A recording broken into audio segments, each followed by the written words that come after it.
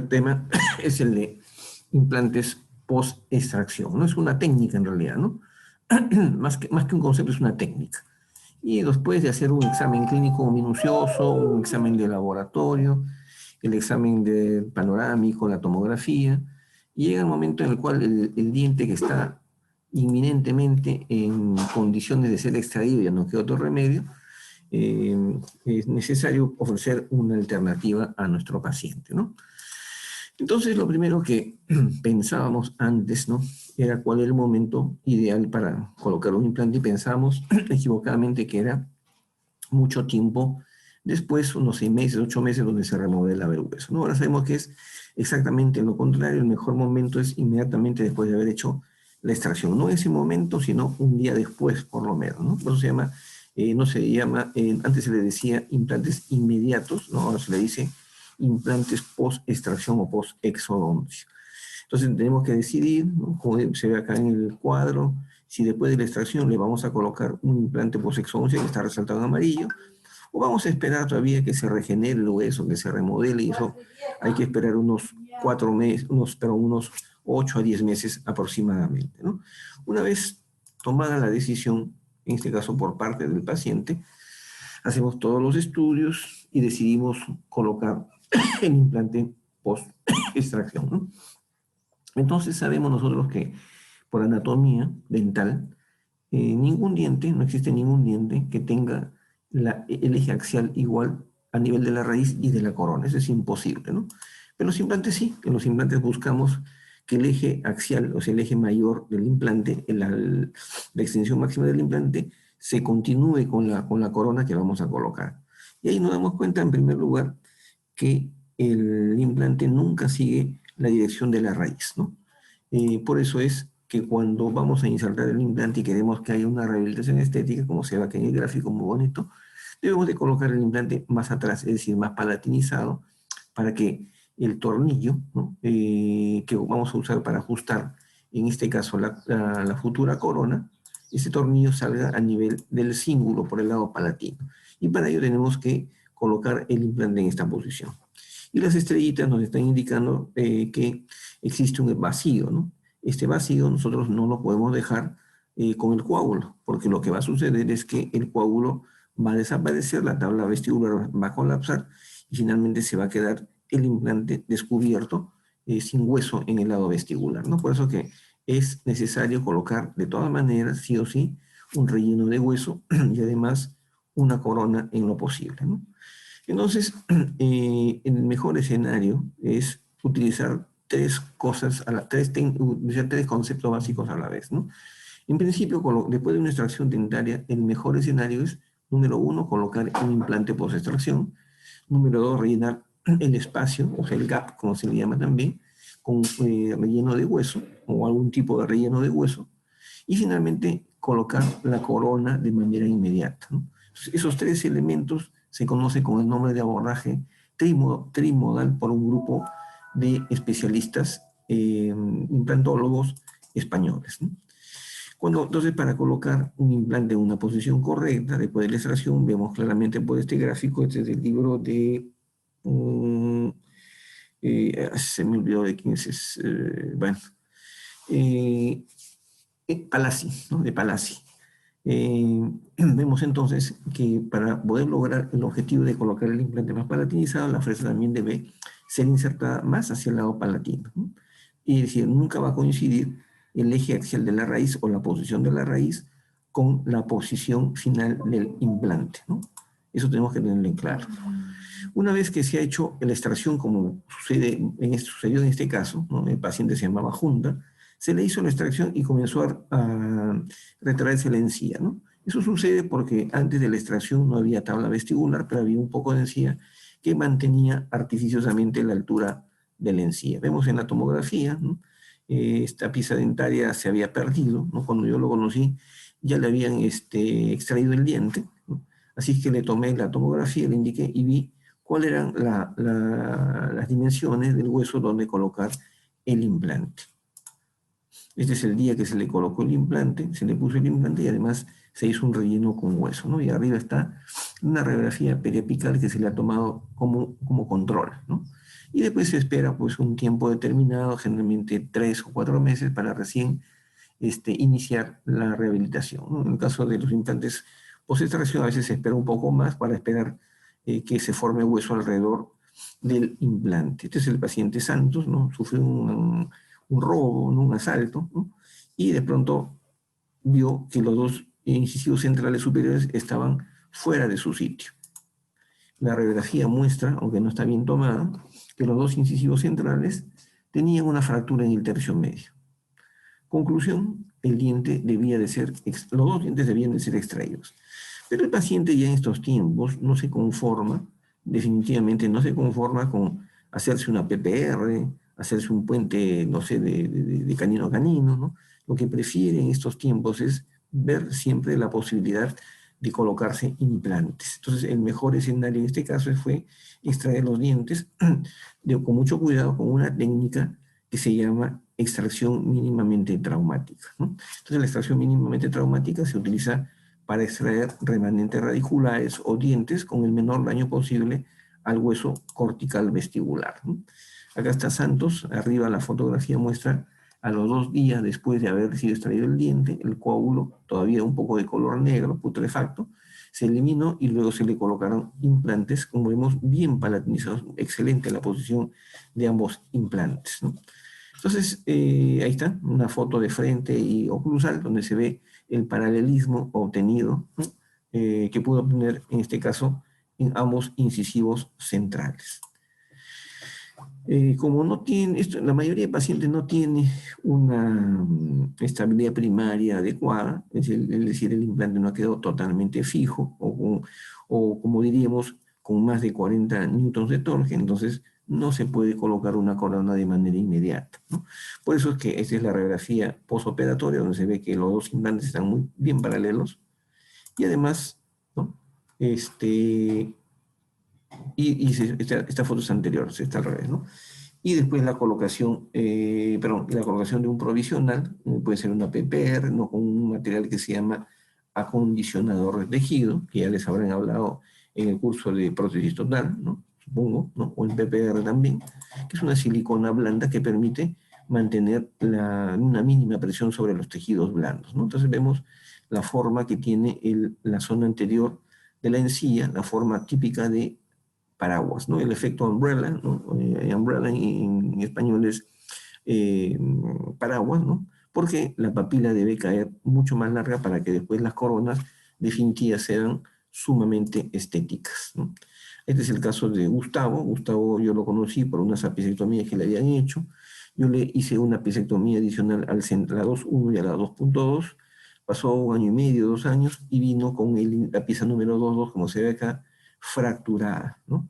Al estar fracturada se tuvo que indicar inmediatamente su extracción, ¿no? Y qué mejor escenario para sugerirle al paciente que se coloque un implante. Acá está la fotografía clínica al momento que se le ha colocado el implante, y como le faltaba también volumen de hueso de tabla vestibular, se le colocó lo que se llama hueso particulado y una membrana, ¿no? Después se suturó y se esperó el tiempo prudencial, ¿no?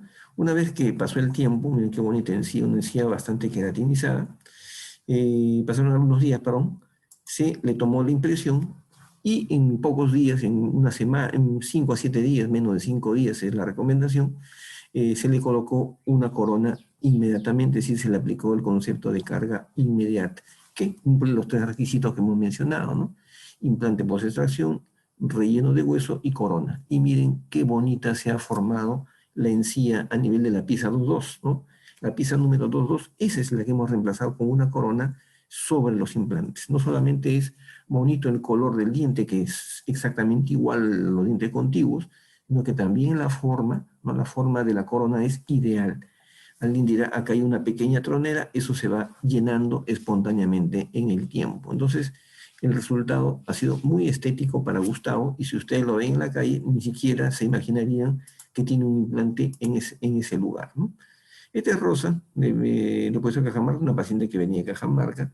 También tenía en un caso una fractura, en la pieza 1.1, una fractura del tercio medio de la raíz, diente que se tenía que extraer, y la pieza 2.1 que tenía una raíz bastante corta, muy pequeña, pero muy corta, muy pequeña, y tuvo también que ser extraída. Entonces, en este caso perdió ambos incisivos centrales. Yo les traje los dos incisivos, ¿no? Y se le colocó los implantes post extracción y después se le colocó también inmediatamente, perdón, un relleno de hueso. Y en el caso de Rosa se le colocó una PPR con un acondicionador de tejido, como se ve acá arriba, y abajo este es el día en que se tomó la impresión, y a la derecha el modelo maestro. Esta es la radiografía de control, dos hermosos implantes sumamente largos, los más largos que hay en el mercado, de 15 milímetros, y las coronas debidamente las coronas que han rehabilitado se han rehabilitado sobre los implantes, ¿no? Entonces, el resultado es muy bueno desde el punto de vista estético.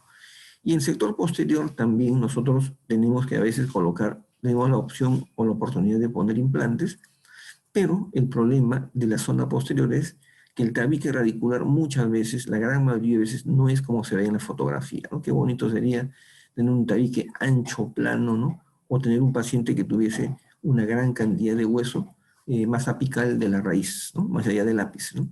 Porque ahí sí podríamos colocar un implante post-extracción, porque en la mayoría de veces la raíz palatina es mucho más larga que cualquier implante, entonces el implante no se puede colocar de manera inmediata, ¿no? Igual sucede con los molares inferiores, donde no podemos colocar el implante dentro del alvéolo dentario porque generalmente la cantidad de hueso que hay por debajo del ápice de los molares es muy pequeño y podríamos lesionar el conducto dental inferior y su contenido, ¿no? Por esa razón, no es muy común recomendar la colocación de implantes post-extracción en los posteriores, ¿no? Claro, acá se trata de un premolar que también es sector posterior, ¿no? Es más sencillo, el seno maxilar está lejano, y vemos en la panorámica, y no sé si está la tomografía, porque hay unas fotos las he eliminado, había una gran cantidad de hueso, está el diente extraído, una raíz muy pequeña, y Marian, al momento de haber sido colocado su implante y después un relleno de hueso, ¿no? Acá está la foto de Marian a los 7 días. Había una dehiscencia que se ve en la foto clínica al lado izquierdo, pero el implante es inmensamente más largo, mucho más largo que el diente que ha sido extraído, ¿no? Entonces tampoco ha quedado con una estabilidad primaria pues maravillosa como para poderle sugerir la colocación de una corona de manera inmediata, ¿no? Este Rosario, ¿no? Yo la conocí porque primero le puse un implante en la parte inferior que fracasó y lo volví a reemplazar, pero el problema de Rosario ahora es la primera molar superior izquierda, la pieza número 2.6, ¿no? Y vemos en la tomografía, pensé que le había puesto, había que extraer la pieza dentaria, se le colocó el implante, después de 2 días de haber sido extraído el diente, se le colocó un relleno de hueso, ¿no? Y después se tomó la radiografía panorámica de control, ¿no? Bueno, esto es un implante de post-extracción en la zona, atravesando, digamos, el alvéolo dentario entre la raíz mesial, mesiovestibular del primer molar superior y la zona dentular próxima, ¿no?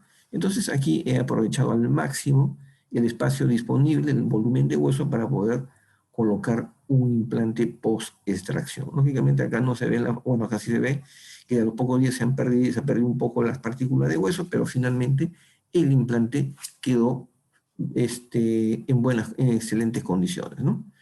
Este es el caso de Pepex, le he puesto, ¿no? Justo el día de hoy lo acabo de ver, ¿no? Es Lucho, perdón, Juan, perdón. Juan es un médico joven, ¿no? Que vive en la ciudad de Ica, ¿no?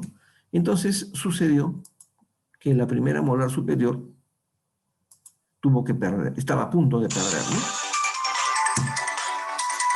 Sí, aló, buenas tardes. ¿Sí?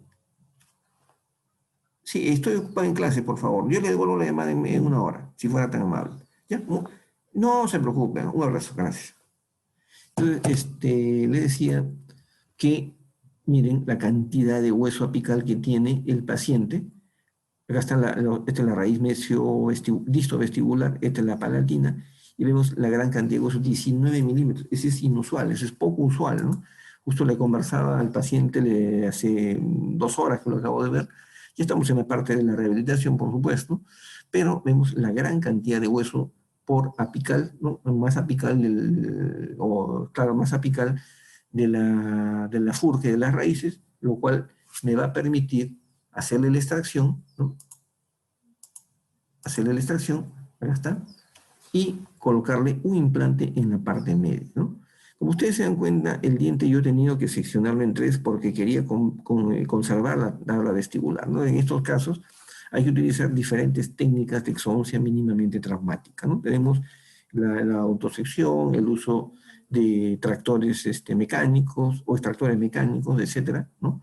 Que nosotros podemos utilizar para realizar la extracción con la preservación máxima del hueso alveolar, ¿no? Y acá está la radiografía de nuestro amigo, ¿no? Donde se ve que el implante que se ha colocado ha sido de 13 milímetros, ¿no? Ya no pongo yo, casi no pongo implantes de 15, ¿no? Le pongo de 13 nada más. Ya la explicación se la darán seguramente dentro del curso, ¿no? Lo importante es que, miren, se ha hecho la extracción de una molar y se le ha colocado un implante, ¿no? En este caso ya la radiografía es posterior, ¿no? Ha sido tomada varios meses después, porque obviamente él no vivía acá en Lima, sino en Ica, y después de algunos meses, cuando ya estaba listo para venir, para colocarle su corona, habían pasado creo que unos 6 meses, ¿no? Más o menos, pues nos agarró la pandemia, me acuerdo, y así que se demoró bastante, y mejor le digo, porque el hueso se ha consolidado mejor, se ha mineralizado más, entonces no ha habido ningún problema.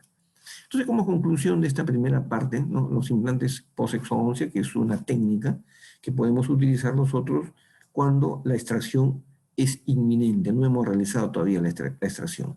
Es indispensable, no es una opción, es indispensable, es obligatorio colocar un relleno de hueso, ¿no? No es obligatorio poner una membrana, pero sí un relleno de hueso. Es ideal, hemos visto el concepto trimodal, ¿no? Donde el implante debe ser acompañado de biomateriales y además de una carga inmediata, es decir, la colocación de una corona en el término menos de 5 días, ¿no? Y luego hay que tener cuidado, ¿no? No es recomendable, pero se puede hacer en molares y caninos recientemente extraídos siempre y cuando haya una buena cantidad de hueso apical, ¿no? Después tenemos otra técnica, ¿no? Hemos visto, a grosso modo, la técnica post-extracción, ¿no? Implantes post-extracción. Ahora vamos a hablar de la técnica flapless, ¿no? Tenemos un hueso ya remodelado, ya han pasado por lo menos 6, 8 meses más, quizá, de la extracción dental, y el hueso está, pues, ya no está en óptimas condiciones, porque óptimas condiciones es cuando recién se hace la extracción. Pero de todas maneras es un hueso ancho, alto, voluminoso, ¿no? Y además también tiene la cresta, en la parte más alta del hueso, la cresta es redondeada, ¿no? Es incluso ligeramente aplanada. Entonces son condiciones para colocar implantes, en este caso, sin colgajo, ¿no? Este es el del medio, es el bisturí circular, que es un instrumento o un aditamento que nos permite hacer una incisión en forma exactamente redonda, circular, por eso se llama bisturí circular, en un sitio determinado donde, como se ve aquí, esta es la técnica Flapless, se hace la incisión, se retira el botón, o sea, el tejido, el botón mucoso o tejido gingival, y por ese agujero se hacen todas las perforaciones, todas las fresas que se usan para hacer la perforación y preparar el lecho para el implante, ¿no? Todo se hace a través de ese agujero. Por tanto, hay incisión, pero no hay colgajo, ¿no? Esta es una técnica sin colgajo. La técnica flapless es la técnica sin colgajo. Flap significa colgajo, ¿no? Less significa menos o poco, ¿no? O sin, como quieran, no hay una traducción literal, pero esta es una técnica de colocación de implantes dentales sin colgajo. O sea, se hace incisión, no se hace colgajo. Es mínimamente traumática, es muy llevadera, ¿no? Vemos acá abajo a la izquierda una tomografía donde se ve que el hueso es ancho, 4.38, de repente no tiene mucho largo, ¿no? Pero el ancho es lo que importa, y también la cresta es redondeada o ligeramente plana, ¿no? Entonces, son los requisitos para colocar un implante sin colgajo, ¿no? Es decir, usando la técnica flapless, ¿no? El paciente se va maravillado, ¿no? Porque se va sin dolor, se va sin molestia. Este es el caso de Valerie, también tenía un espacio dentro aquí, ¿no? Y lo que vemos es un reborde grueso, ¿no? 7 milímetros es un montón, es 1 kilómetro, y de altura también tiene bastante, arriba dice 15 milímetros de altura. Entonces, tiene todos los requisitos para colocar, como se ve aquí, un implante en perfectas condiciones, ¿no? El implante me quedó un poco vestibularizado porque la apertura bucal no era la ideal, ¿no? Por esa razón es que me salió un poco vestibularizado, ¿no? Pero no debería quedarles a ustedes. Ese es un caso que a mí me maravilló, ¿no? Yo creo que si lo intentara hacer otra vez, o sea, 2 veces, no me sale, ¿no? Entonces el caso de la señora Ariela, ¿no? Ella es peruana, vive en el extranjero y tiene un espacio dentro de aquí y por supuesto nadie quiere usar PPR, ¿no? Que me perdonen los profesores de PPR, nos pueden decir maravilla del PPR, pero estoy seguro que ni siquiera los profesores de prótesis en la universidad se colocarían una PPR, ¿no? Es decir, harían lo imposible para colocarse implantes de pronto, ¿no? Entonces aquí la idea es que Ariela tiene un poco de hueso por distal este sería el canino, ¿no? Es el carácter del canino, por distal del canino en la primera peroneal tiene algo de hueso. Y acá atrás en la tuberosidad hay un hueso muy bonito, ¿no? Pero en la parte intermedia, lo que sería la segunda premolar, la primera y segunda molar, literalmente el hueso está ausente, ¿no? Estamos hablando de una pequeña cortical que separa el hueso alveolar del seno maxilar, ¿no? Entonces hacemos el estudio, ¿no? Porque hay que buscar una solución. Aquí tenemos una altura de 10 milímetros, 10 por 45, o sea, ¿no? Y acá está la tuberosidad donde podemos hacer la colocación del otro implante, ¿no? Vemos que en la parte posterior, abajo, en el corte coronal, vemos que el hueso es ancho, ¿no? Es bastante voluminoso, y tomamos la decisión de colocarle 2 implantes áreas. Ese fue el compromiso. El mesial tiene que ser vertical y el distal tiene que ser inclinado, ¿no? Es una técnica de implantes inclinados. Vamos a ver la radiografía. Entonces, si yo he hecho 5 gajos, ¿eh? Pues yo le decía, ese implante distal, si lo intento hacer otra vez, de repente no me sale así, ¿no? Entonces la cuestión es que me salió bastante bien, las cosas salieron muy bien, y después ya se hizo una rehabilitación, ¿no? En este caso no es que me haya salido inclinado, no a propósito lo he inclinado, para ganar ese hueso, ¿no? O aprovechar ese hueso maravilloso que está en la zona de la tuberosidad, ¿no? Pero además quiero, o quería, en ese momento, este caso tiene varios años, quería que la parte cervical del implante, se acuerdan, la plataforma del implante, esté emergiendo de la encía lo más cerca posible al molar inferior que tiene. Porque ¿de qué serviría colocar un implante acá atrás en la tuberosidad si no hay antagonista? No tiene sentido, ¿no? Y la brecha sería muy larga. Este es el caso de Elizabeth. Se ha hecho un tratamiento de ortodoncia para recuperar el espacio, ¿no? Y ya me mandan al paciente, yo no hago ortodoncia, no hago cirugía de implantes nada más. Entonces, ya me envían el paciente para ver la posibilidad de ponerle un implante. Nadie quiere tallarse los dientes en estos tiempos, ¿no? Abajo a la derecha vemos una tomografía, tiene un ancho de 5,35, es la meseta del collado de Puno, es inmensa, ¿no? Y vemos que la altura no es tanto, son 10 milímetros, pero de todas maneras es un hueso lo suficientemente voluminoso como para poder colocar, como se ve aquí, un implante con una técnica flapless, ¿no? Entonces la técnica flapless es otra técnica para colocar implantes cuando el hueso ya está remodelado. Otra técnica que a mí me encanta actualmente, ¿no? Y a todos nos encanta, todos los que nos hemos metido al mundo de la planificación digital y la cirugía guiada, ¿no? Esta es cirugía guiada. Entonces la técnica de cirugía guiada es otra técnica que nos permite colocar también implantes en cualquier circunstancia. Acá combinamos 2 cosas, ¿no? Combinamos la planificación digital, por ejemplo, con un implante por sexo 11, o la planificación digital, con este caso, con 2 implantes con técnica flapless. ¿Se entiende?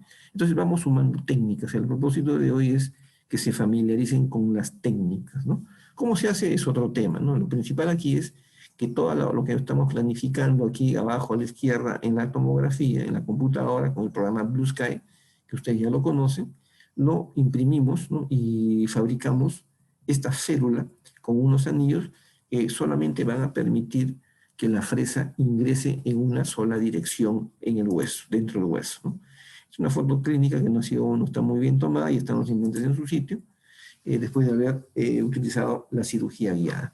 Y para terminar esta primera parte, esta media hora, ¿no? Donde hemos hablado de los implantes post-extracción, donde hemos hablado de la técnica flapless y donde estamos hablando ahora un poco de cirugía guiada, ¿no? Entonces, en este caso se trata de una señora edéntula total superior e inferior, es decir, una edéntula completa, ¿no? Pero ella no quiere, ella vino para colocarse implantes arriba y abajo. Esta parte es la que corresponde a los implantes inferiores. Tanto arriba como abajo se le hizo la colocación de implantes con cirugía ya. Esta es la muestra del caso inferior, ¿no? Entonces, arriba está la panorámica, estamos en el programa Blue Sky, y ahí están los implantes que se van a colocar con la inclinación adecuada, ¿no? A la distancia adecuada, con el paralelismo adecuado. El implante del lado izquierdo lo estoy poniendo un poco más mesial, pero lo estoy inclinando distal para aumentar la longitud de la arcada y poner más dientes en su rehabilitación. Y acá abajo está la férula que vamos a usar para la cirugía guiada. Son 4 agujeros con 4 anillos, porque ahí va por ahí se van a colocar los 4 implantes. Y los agujeros vestibulares son para colocar 2 tornillos, 2 alfileres, ¿no? No son tornillos, pero son alfileres para fijar la férula durante la cirugía. Entonces, acá está el paciente, arriba a la izquierda, ¿no? La férula que ha sido fijada en el hueso y, y posicionada para colocar los implantes. Y abajo hemos retirado ya la férula, hemos colocado los implantes y los implantes ya están con su tapa, ¿no? Según el tornillo tapa. Entonces, hemos logrado colocar 4 implantes en un poco más de media hora, ¿no? Pero el tiempo no es importante, bueno, también es importante porque hay baja morbilidad, ¿no? Pero el sangrado es mínimo, el traumatismo es mínimo, la invasión quirúrgica es mínima, y lo que hemos hecho en el fondo es utilizar 2 técnicas, la técnica de cirugía guiada y la técnica flaps, ¿no? Por eso es importante el día de hoy haber ingresado a la clase para que se familiaricen con las principales técnicas que se utilizan, ¿no? Hay muchas más, ¿no? Estas son las más simples, ¿no? Las menos invasivas, ¿no? Entonces, cuando hacemos la colocación de implantes con colgajo a la izquierda y cuando lo hacemos sin colgajo, o sea, la técnica flapless, ¿no? Usamos la técnica con colgajo o usamos colgajo en general, cuando el hueso no es lo suficientemente ancho o tenemos mucho riesgo de poder romper el hueso, quebrar el hueso, el alvéolo dentario durante la colocación del implante o perforar alguna de las corticales, entonces tenemos mucho riesgo de fracasar, de cometer errores durante la cirugía. En ese caso es mejor hacer un colgajo, ver bien e insertarle su implante. Pero cuando el hueso es sumamente grueso, hemos dicho grueso es alto y es casi plano o poco convexo sería el término, entonces en ese caso está indicada la técnica llamada flapless. Entonces la conclusión de la técnica flapless es que es una técnica que está indicada en rebordes muy grandes, ¿no? Muy grandes en relación al diámetro de implante que vamos a colocar, ¿no? Acá el tema es el diámetro. De todas maneras tenemos que tener un expertise, tenemos que tener un aprendizaje, ¿no? Todo se aprende, al final todo se aprende, ¿no? Pero la ventaja es que es una técnica mínimamente invasiva para colocar implantes y una cosa importante, por ejemplo, aquí es la preservación no solamente del hueso, sino de la encía, que es la que va a permitir que después nuestra corona, nuestra rehabilitación sea mucho más estética, ¿no? Por eso que dice como última conclusión, previene la pérdida inadecuada o innecesaria de tejido blando alrededor del implante. Queremos cuidar el hueso, queremos cuidar el tejido blando, ¿no? Y aquí termina esta primera parte con estas 3 técnicas. La técnica de implantes post extracción, número 1, la técnica flapless, es decir, sin colgajo, y 3, la técnica de cirugía guiada, que puede hacerse con colgajo, o puede hacerse sin colgajo, o puede ser, ¿no? La flapless, puede hacerse también con implantes post-exodoncia, es decir, la cirugía guiada va con todo, ¿no? Y vamos a ver en esta segunda parte otro tema muy interesante. La segunda parte está reservada o la he reservado para aquellas técnicas, ¿no? Técnicas de colocación de implantes que salen fuera de lo convencional, ¿no? Bueno, yo estoy un poco subido de peso, ¿no? Yo no podría ponerme como ejemplo de un implante convencional normal, yo creo que la mayoría de ustedes, ¿no? Pero por ahí nos falta uno que es más flaquito que los demás, ¿no? Y por ahí nos falta alguien que es chato, ¿no? En el Perú ser chato es, ¿cómo se dice? No es raro ser chato en el Perú, ¿no? Yo creo que nuestra estatura promedio es bastante baja en relación a otros países, pero existen lo que se llama implantes de largo convencional o normal e implantes que son más pequeños y más cortos, ¿no? Y también existen implantes de diámetro convencional, o sea, diámetro convencional, pero hay otros que son más gruesos, otros más delgados que los convencionales, ¿no? Se vuelvo a repetir. Tenemos largo y diámetro. En cuanto a largo, tenemos implantes de tamaño normal o convencional, pero hay implantes que son más cortos, ¿no? Mientras que si hablamos de diámetro, hay implantes de diámetro normal o convencional y hay también implantes más delgados. También hay más gordos, ¿no? Pero vamos a hablar, a referirnos a los implantes delgados. Los implantes delgados fueron inventados, ¿no?, para aquellos rebordes alveolares donde el grosor bucopalatino, bucolingual es muy estrecho, ¿no? Es muy delgado. ¿A qué se le llama implante delgado? Vamos a ver en unos minutos. Es un implante novedoso, no tiene más de 8 años más o menos aproximadamente. Es bastante flexible, se puede utilizar también en espacios mediodistales bastante estrechos. Nos permite poner implantes donde anteriormente nunca no se podía, ¿no?, o había que hacer una técnica de regeneración ósea primero, y produce esto. Para ello es necesario colocar, que al colocar estos implantes ya estamos evitando hacer regeneraciones óseas, tomar injertos de uso del mentón, de la cadera, cosa que es muy traumática, ¿no? Entonces, de alguna u otra manera, la idea de los fabricantes de implantes es tratar de reducirnos los problemas. Mientras menos complicaciones tengamos en la vida, sobre todo con los implantes, va a ser mucho mejor para nosotros, ¿no? Entonces, usualmente pongo fotos de chicas, pero como creo que estamos en un momento muy, ¿cómo se dice?, muy sensible, prefiero cambiar las fotos de los varones, ¿no? Y nos preguntamos entonces, ¿qué es un implante delgado?, ¿no? El del medio viene a representar un implante convencional, el de la derecha es un implante, es una persona delgada, el otro es un gordo, ¿no?, evidentemente. Entonces nosotros tenemos implantes de un diámetro normal o convencional. Diámetro va desde, es más de 3 milímetros de diámetro hasta 5 o 6 milímetros de diámetro, que son los más anchos. Entonces, hay implantes más delgados que tienen menos de 3 milímetros de diámetro. O sea, los implantes que tienen menos de 3 milímetros de diámetro se les llama implantes delgados, ¿no? Como el caballero jovencito de la derecha. No flaco, ¿no?, sino delgado. Y acá vemos la publicidad de una de las marcas de implantes al lado derecho, ¿no?, donde se ve al medio un implante de diámetro normal. El de la derecha, si ustedes se dan cuenta, tiene un largo promedio, pero es más delgado, se llama implante delgado, es un implante de 2,9 milímetros, por ejemplo, en esta marca así, ¿no? Y al lado izquierdo del implante normal o convencional, vemos un implante que es más corto. Entonces tenemos implantes convencionales, tenemos implantes delgados y tenemos implantes cortos.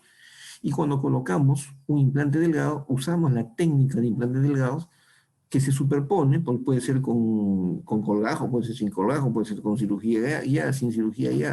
El hecho es que la técnica es diferente porque la rehabilitación es distinta, ¿no? Eso lo van a ver ustedes en el curso que corresponda, ¿no? Y en el caso de los implantes cortos, fueron inventados, como ya es evidente, para aquellos lugares de la maxila o de la mandíbula donde el hueso tiene muy poca altura. Entonces, si estamos muy cerca del conducto dentario, poner un injerto en la zona posterior se puede, pero es sumamente traumático. Se puede colocar un implante en el maxilar superior, la maxila posterior específicamente, cuando el hueso es muy pequeño y estamos prácticamente al interior del seno maxilar. A veces antes usábamos la técnica de levantamiento del piso seno maxilar, sinus lift, ¿no?, sinus lifting, pero es muy traumática. Requiere de 2 cirugías, ¿no?, una cirugía para levantar el seno, una cirugía posterior después de 1 año para colocarle los implantes. Entonces es caro y es traumático, ¿no? Pero estos implantes pequeños o de pequeño tamaño han sido una solución, ¿no? ¿A qué se le llama implante corto? Vamos a ver después, implante corto es aquel que tiene 6 milímetros o menos de largo, ¿no? Entonces, ¿quiénes son implantes delgados? Los que tienen un diámetro menor de 3 milímetros. ¿Quiénes son implantes cortos? Aquellos que tienen 6 milímetros o menos de largo, ¿no? Todo lo demás son implantes convencionales o normales, como quieran llamar, ¿no? Entonces acá ve una fotografía, ¿no?, que le toma a una autora con un símil, o sea, una maqueta, ¿no?, de un implante corto sobre la yema de su dedo. Es un implante sumamente pequeño, sumamente corto, pero lo que no tiene en largo lo tiene en ancho. O sea, los implantes cortos son cortos pero anchos, ¿no? No existen implantes delgados y pequeños. ¿Qué ventajas tienen los implantes delgados? Se puede colocar en lugares donde el hueso alveolar es muy delgado, ¿no? Esa es básicamente la principal indicación, ¿no? La principal desventaja es que como son los implantes delgados y los implantes cortos, en la mayoría de marcas, casi todos diría yo, tienen solamente un pilar recto, no hay pilar angulado, ¿no? Como si existen los implantes normales, ¿no? Los implantes convencionales. Entonces, eso hace un poco complicada la rehabilitación, sobre todo si hemos colocado el implante en una posición que no es la correcta, ¿no? Si ponemos el implante en una posición correcta, no deberíamos tener problemas con ningún tipo de implante. Este es un ejemplo de implante delgado, ¿no? Algunos dicen implante narrow, ¿no? Eso lo van a encontrar en la literatura, narrow, ¿no? Entonces el narrow, o narrow, como quieran decirle, es un implante, es el sinónimo del implante delgado, ¿no? ¿Cuál es el implante delgado? Menor, un diámetro menor de 3 milímetros. Acá vemos un espacio bastante estrecho, ahí está la tomografía, ¿no? Tiene 3.3 adentro, el implante más delgado dentro de los normales es de 3.5, sería imposible colocar un implante de 3.5, entonces elegimos un implante de 2.9, un implante delgado, ¿no? Además vemos que la raíz del incisivo central, de la pieza 1.1, está ligeramente curvada y está dirigida hacia el lado distal. Entonces el espacio también mesiodistal es bastante restringido, bastante limitado, ¿no? Los implantes delgados usualmente tienen una cubeta quirúrgica individual. Este es el implante delgado, es decir, miren, entra en este espacio muy pequeño desde el punto de vista tanto mesiodistal como bucopalatino. Un implante normal no podría entrar, sería imposible que entre ahí, ¿no? Y acá está colocado, y la fotografía, miren que se ha colocado el implante con un colgajo. Acá abajo es una maravilla, ¿no? Porque es el implante que más se parece al incisivo inferior, a la raíz del incisivo inferior, ¿no? Pero no se olviden, tiene que estar colocado de manera perfectamente vertical y tiene que estar más separados. Aquí hubo problemas para la rehabilitación y además no estuvieron perfectamente paralelos, ¿no? Son consideraciones a tener en cuenta durante la cirugía, ¿no? Este es un implante delgado, este es otro paciente, ¿no?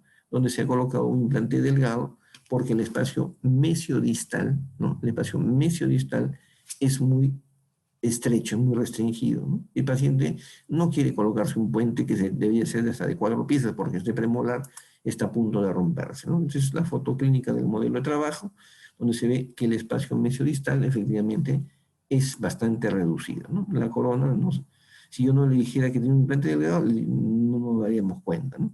Entonces, este es otro caso donde se han colocado dos implantes delgados porque el espacio es muy grande para un solo implante, pero es muy pequeño para dos implantes de 3.5, para dos implantes normales. Entonces también se han utilizado los implantes delgados, se ha usado la técnica de implantes delgados para poder solucionar este problema, ¿no? Vemos arriba un reborde de un paciente que tiene el hueso bastante delgado, ¿no? Y cuando lo tiene bastante delgado, en este caso se le colocó 3 implantes, 1, 2 y 3 implantes, ahí está con sus pilares, en un hueso bastante estrecho, bastante delgado, ¿no? Entonces los implantes delgados son una solución cuando el hueso es muy estrecho en sentido bucopalatino y también en sentido mesiodistal. Acá está la radiografía con los implantes que están bastante verticales, de repente hemos hecho una corrección con el pilar, pero en realidad son 3 implantes delgados a los cuales se le ha aplicado carga inmediata, ¿no? En el otro extremo, ¿no? Tenemos a los implantes cortos, ¿no? Esta es una película de hace muchos años con Arnold Schwarzenegger, ¿no? Donde supuestamente, de manera irónica, había encontrado a su hermano gemelo, ¿no? Que el gemelo no tiene nada, ¿no? Mientras él era alto y fornido, el otro era regordete, rechoncho y bajo, ¿no? El asunto es que la película se llamó Los Gemelos, ¿no? Vamos a ver algunos casos. Vamos a ver el caso de Vilma, ¿no? Esta es la boca de Vilma arriba y abajo. En el sector posterior quiere ponerse sus implantes Vilma, no quiere PPR, no quiere usar PPR definitivamente.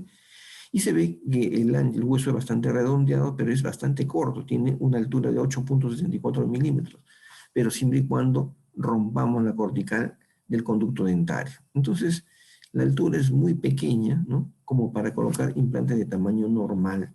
Hemos dicho, los implantes cortos son de 6 milímetros o menos, ¿no?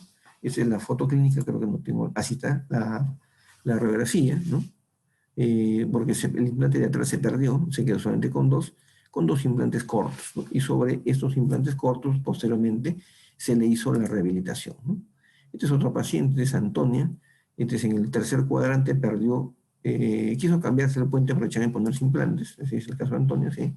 Un puente muy largo, y el reborde con muy poca altura. Incluso el ancho es muy crítico en algunos sitios. Está en la parte posterior, se le colocaron 2 implantes delgados, ¿no? Ya posiblemente en la etapa de la rehabilitación.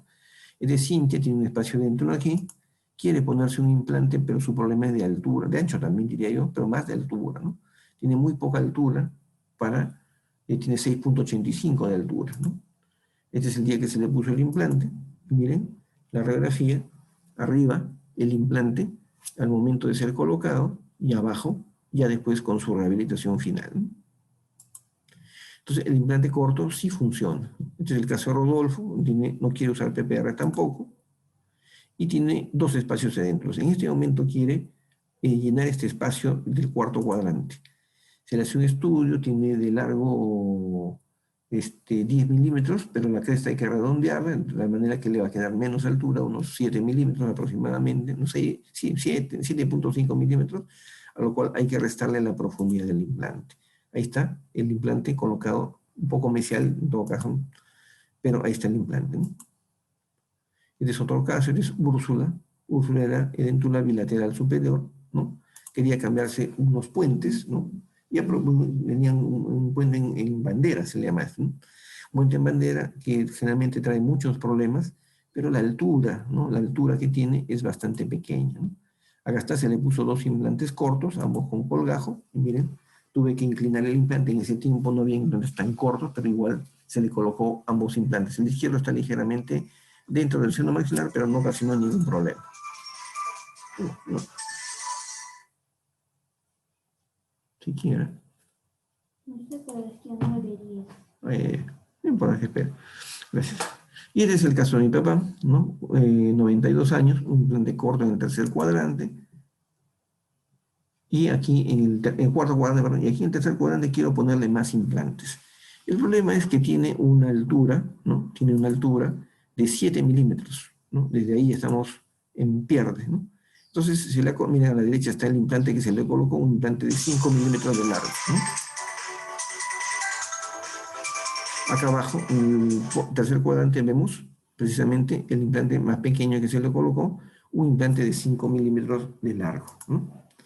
Otros pacientes, María Severina, miren arriba en el segundo cuadrante, se le ha colocado un implante pequeño, un implante corto. Esta es Patricia, tiene un reborde alveolar bastante grueso, pero la altura es mínima. Está el implante colocado al momento de su colocación y después una regeneración ósea. Y aquí vemos 3 implantes en el primer cuadrante y un implante corto en el segundo cuadrante. Este es otro caso, este es Waldir, ¿no? Tiene varios espacios adentro, aquí en la maxila, tiene una altura bastante pequeña, y acá están 2 implantes cortos a ambos lados de la maxila, ¿no? Entonces no hubiera sido posible colocar un implante de tamaño normal. Este es Jessica, ¿no? Jessica perdió un diente acá, perdón, el molar superior, ya tenía un implante en la zona más posterior, y esta es la planificación digital para colocarle el otro implante que le falta, un implante corto en el segundo cuadrante y un implante normal, de tamaño normal, en el tercer cuadrante, ¿no? Esta es toda la planificación que se ha hecho. Miren que el implante es bastante pequeño. Y finalmente, ¿ven? En el segundo cuadrante se le ha colocado 2 implantes cortos. En conclusión, ¿no? Tenemos que decirles que los implantes cortos, ¿no? Este es un error, no son 7, son 6 milímetros o menos, ¿no? La empresa Vicon de Estados Unidos fue aquella que introdujo el concepto de implantes cortos en el mundo, ¿no? Y a partir de esa fecha se utilizan implantes cortos en todo el mundo, ¿no? Alguien podría pensar de que vamos a colocar implantes tan pequeños en el sector posterior y van a fracasar por la fuerza masticatoria. Eso no es cierto, ¿no? Todo eso le van a explicar ya dentro de su curso, ¿no? Lo importante es que tengamos una idea clara de las técnicas de colocación de implantes más generales, ¿no? No sé si tienen alguna pregunta hasta este momento. La próxima clase vamos a hablar sobre la colocación de implantes en los edéntulos totales. Es un tema que a mí me encanta, ¿no? Sobre todo la parte de rehabilitación es un cambio total de vida. Ahora hemos hablado de diferentes técnicas de colocación de implantes en pacientes edéntulos parciales, ¿no? En los edéntulos parciales el concepto es que según tantos dientes nos falta, igual cantidad de implantes debemos de colocar, ¿no? Es decir, nos faltan 2 dientes, deberíamos colocar 2 implantes de ser posible. Nos faltan 10 dientes, deberíamos colocar 10 implantes, ¿no? En cambio, dentro de los totales, el concepto es diferente, eso lo vamos a discutir y conversar la próxima clase, creo que es un tema de cultura general, saber los extremos. Es decir, estamos viendo casos en los cuales se ha rehabilitado, se ha solucionado el problema de falta de dientes con implantes unitarios, dobles, triples, que sé yo, varios, ¿no? Pero otra cosa es entrar a un maxilar superior o mandíbula completamente dentro, ¿no? Los parámetros clínicos son diferentes, eso lo vamos a ver en nuestra próxima clase, ¿no? Voy a grabar esto, la copia de la pantalla. Entonces, la próxima semana vamos a discutir este tema. No sé si hay alguna pregunta de parte de alguno de ustedes. Bueno, en el chat no hay ninguna pregunta, pero como somos pocas personas, yo creo que pueden abrir su micrófono si es que alguno de ustedes tiene alguna pregunta. Bueno, y más bien, si tuvieran alguna sugerencia o alguna idea sobre algún tema que podamos tocar la tercera y última clase, también con todo gusto me lo ponen ahí, material felizmente hay un montón que podemos conversar, ¿no? Ese tema de la implantología en realidad es una especialidad, es un tema bastante amplio, y les comento que originalmente la implantología no era parte de ninguna especialidad, ¿no? Entonces, a nivel mundial, ¿no? Nos hemos peleado en el buen sentido de la palabra, la propiedad de la implantología entre diferentes especialistas, ¿no? En primer lugar, los periodoncistas a nivel mundial trataron de jalar agua para su molino y decir que el implante o la implantología tiene que ser hecha por un periodoncista, ¿no? Porque el manejo de los tejidos blandos es fundamental, ¿no? Lo cierto es que el diente no tiene ligamento periodontal, pero es cierto que un mejor manejo de los tejidos blandos nos va a ofrecer una encía mucho más saludable y un mejor resultado estético a largo plazo, ¿no? Existen 2 conceptos, ¿no? Uno de tasa de supervivencia y otro de tasa de éxito, ¿no? El concepto de tasa de supervivencia es que de cada 100 implantes, por ejemplo, ¿no? O de 10 implantes, el 95, 96%, 97% están en boca después de un tiempo determinado, 5 años, 10 años, 15 años, ¿no? Pero el hecho de que estén en boca no significa de que estén en buenas condiciones estéticas la rehabilitación, ¿no? Entonces, cuando hablamos que el implante está fijo en la boca después de una cantidad determinada de años y además se mantiene en una corona estética, pues decimos, ahí hablamos de tasa de éxito. Entonces, no es suficiente con que el implante esté en su sitio, sino que todos los tejidos duros y blandos estén en perfectas condiciones. Una segunda especialidad que entró a tallar, ¿no? Que yo soy cirujano de formación, es los cirujanos maxilofaciales. Entonces, cirujano decía, bueno, pero yo soy cirujano por definición, el implante en su primera etapa es quirúrgico, ¿no? Y yo soy el que maneja mejor la técnica quirúrgica, ¿no? Yo hago levantamiento de seno, yo hago injerto de mentón, pero cuando venía la rehabilitación, pues flaqueábamos, ¿no? Porque hay temas que son importantes que tienen que ser manejados adecuadamente, y ahora todo es planificación digital. En planificación digital, lo más importante no es colocar el implante, sino dónde va a ir la corona. El esquema cambió, ¿no? Y después vinieron los rehabilitadores, ¿no? Que también entraron al ruedo y decían, nosotros somos los que manejamos mejor el tema de rehabilitación, pero lógicamente hay una deficiencia o había un déficit en la parte quirúrgica, ¿no? Lo cierto es que a nivel mundial, ¿no? Finalmente, quizá en el Perú estamos retrasados en eso, en el mundo es aceptado que todos participamos en esta formación académica de los futuros implantólogos, ¿no? O de aquellas personas que hacen implantología.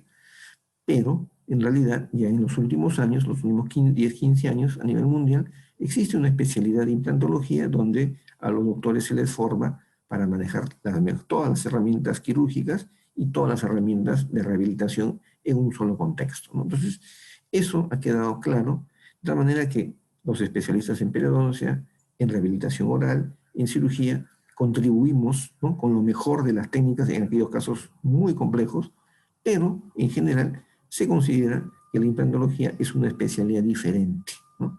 Por tanto, es importante que este conocimiento lo tengan desde pregrado para que cuando egresen y tengan la oportunidad de realizar tratamientos en sus pacientes, le ofrezcan el tratamiento también de implantes, ¿no? Cuando yo comienzo a dictar un curso de posgrado, ¿no? Es en forma fuera de la universidad, antes lo hacía en la universidad también hace muchos años, yo le decía, cuando ustedes no saben implantología, el paciente abre la boca y lo que vemos inmediatamente son PPRs, o sea, el paciente abre la boca y yo estoy viendo cómo lo voy a rehabilitar. Veo PPR, veo totales, veo prótesis fija, puentes y coronas, incrustaciones. Pero cuando yo manejo la implantología, el paciente abre la boca y yo veo implantes y rehabilitación sobre implantes. O sea, nuestro esquema mental cambia completamente cuando adquirimos este conocimiento adicional, ¿no? Y por eso que nuevamente les reitero la felicitación a todos los que están presentes el día de hoy, porque evidentemente es una prioridad, ¿no? Conversaba con mi esposa, que también es colega, hace un par de horas, ¿no? Y le decía de que, bueno, me parece maravilloso, y también es vía realina, que un grupo de estudiantes quiera aprender en sus horas libres algo, ¿no? Y que lo haga con esa disciplina, como lo están haciendo ustedes, de ingresar a la hora correcta y dedicar unos minutos para algo que a ustedes mismos les va a servir, ¿no? Porque en realidad ya no hay el estímulo o el aliciente de la nota, ¿no? Y como no existe nota, simplemente ustedes van a aprender porque quieren aprender más y porque quieren ser mejores profesionales y mejores personas. Y el día que ustedes salgan de la universidad, acuérdense lo que yo les estoy diciendo, el día que salgan de la universidad ya no va a interesar para nada cuánto de notas se sacaron en el curso de cirugía, de prótesis o de clínica. Ahí va a interesarle al paciente cuánto pueden ustedes aportar para devolverle la salud bucal, ¿no? Sea con endodoncia, sea con prótesis, sea con implantes, sea con lo que sea, ¿no? Entonces hay que seguir, chicos, por este camino de seguir aprendiendo. Y como no hay ninguna pregunta, ya están muy callados, nos vamos a despedir. Ah, sí, una consulta, la colocación de implantes post-extracción, que hay una pregunta. Es Nicole A. La colocación de implante post-extracción mejoraría la remodelación. O sea, no, lo que hace es evitar que el hueso se reabsorba. O sea, es decir, la técnica de colocación de implantes post-extracción con relleno de hueso y con corona inmediata, o sea, con carga inmediata, lo que hace es mantener el volumen de hueso a mediano y largo plazo. Esa es la principal ventaja. Porque a nosotros nos interesa la rehabilitación. ¿Y de qué sirve tener una corona una corona sumamente bonita, sumamente estética, si el hueso se reabsorbió, si la encía se retrajo, etcétera, etcétera, etcétera? Entonces, la preservación del tejido blando, o sea, de la encía, y la preservación del hueso, que va de la mano una con otra, es una de las cosas más importantes para darle estabilidad a nuestro tratamiento, ¿no? Ese es muy importante. El ancho mínimo de hueso que debe haber para colocar un implante delgado, bueno, tenemos que agregarle 1 milímetro para vestibular y 1 milímetro para palatino, ¿no? Entonces, si el implante más delgado es de 2.9, uno para adelante y uno para atrás, estamos hablando de 4.9, o sea, 5 milímetros de ancho como mínimo, ¿no? Menos, si tuviéramos menos, ya tendríamos que utilizar otra técnica, ¿no? De ensanchamiento de hueso, distracción ósea, hay una serie de alternativas, ¿no? Pero si queremos poner solamente implantes con la técnica convencional, que es lo que hemos visto ahora, deberíamos tener de ancho mínimo 4.9 o 5 milímetros de ancho, ¿no? Y había una pregunta más antes de Nicole, sí, de Jimmy. En un reborde alveolar filoso presente más en ancianos se aconseja usar un implante delgado. No, cuando es filoso hay que recortar el hueso, definitivamente, hay que mesetearlo, ¿no? Hay que desgastarlo hasta obtener el ancho suficiente y luego poner su implante. ¿Sí? Es un implante en filo de cuchillo, se le llama, ¿no? Y la otra pregunta era de Sebastián. Entonces, chicos, ahí lo vamos a dejar, le vamos a dejar una tareilla por ahí como para que se entretengan, ¿no? Sobre implantes delgados, que creo que va a ser muy, muy interesante. Y nos vemos la próxima semana. Prepárense y lean todo aquello que sea, esté relacionado con prótesis y la rehabilitación de edéntulos totales con implantes. Es un tema espectacular, es un cambio de vida, un cambio de rostro, un cambio de todo, un cambio de vida para el paciente, ¿no? Y eso lo vamos a conversar la próxima semana. En la altura mínima para un implante corto, bueno, el implante más pequeño, hablando de largos, es un implante, en nuestro medio, un implante de largo de 5 milímetros. Entonces, como el implante tiene que quedar sumergido 1 milímetro, 5 más 1 es 6. Deberíamos tener una altura mínima de 6 milímetros. Doctor, y si tenemos menos altura, ahí habría que aumentar el volumen de hueso o utilizar técnicas para aumentar el volumen de hueso. Entonces, para tratar de llevar el alvéolo dentario o el hueso alveolar o el hueso residual hasta una altura o un ancho mínimo suficiente para colocar un implante. Ese es nuestro objetivo, ¿no? Entonces, nos estamos viendo la próxima semana y como hice la semana anterior, también les voy a pasar.